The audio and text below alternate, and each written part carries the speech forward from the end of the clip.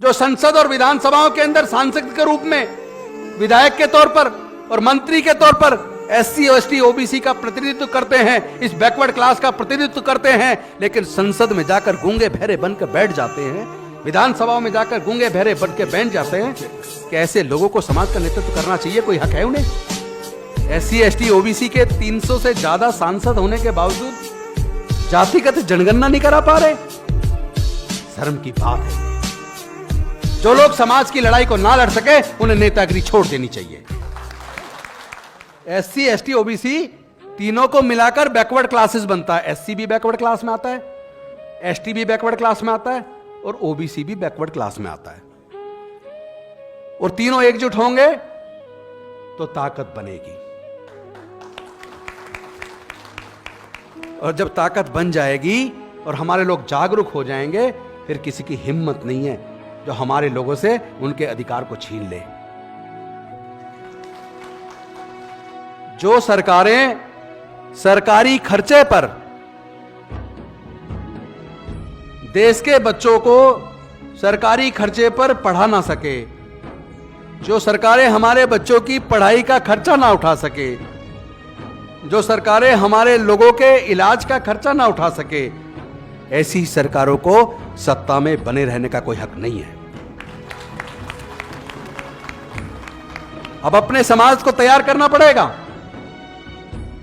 इन्होंने इनडायरेक्ट तरीके से धीरे धीरे एक तरफ हमारे लोगों से महंगी करके शिक्षा को छीन लिया और दूसरी तरफ सरकारी संस्थानों को धीरे धीरे बेच दिया, प्राइवेटाइज कर दिया।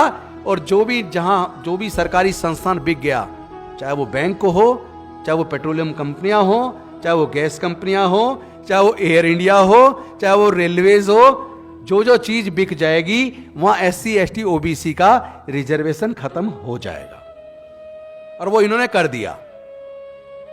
फिफ्थ पे कमीशन में, क्योंकि एससी एसटी ओबीसी के ज्यादातर लोग फोर्थ क्लास में आया करते थे, लेकिन फिफ्थ पे कमीशन में केंद्र की सरकार ने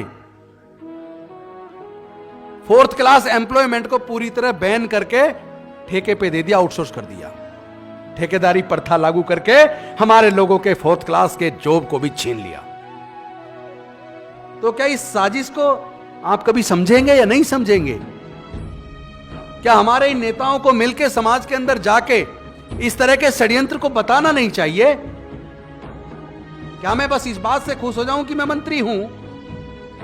क्या मेरी समाज के प्रति कोई जिम्मेदारी नहीं है?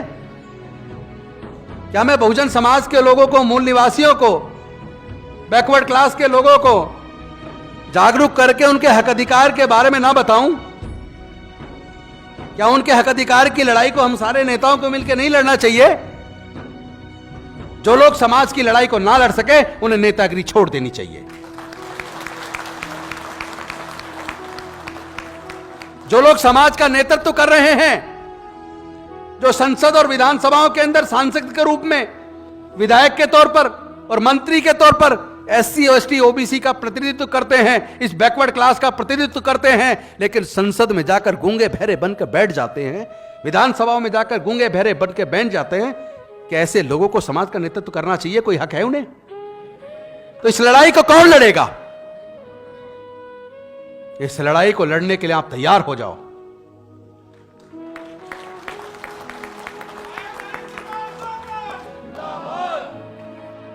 इसके लिए आप अपने आप को तैयार करो। अगर आपके अंदर दम है, ऐसे लोगों को बाहर निकाल रास्ता दिखाओ और आप जाके नेतृत्व करो। एससी एसटी ओबीसी के 300 से ज्यादा सांसद होने के बावजूद जातिगत जनगणना नहीं करा पा रहे। शर्म की बात है ये। इस लड़ाई को हम और आप सब मिलकर लड़ेंगे।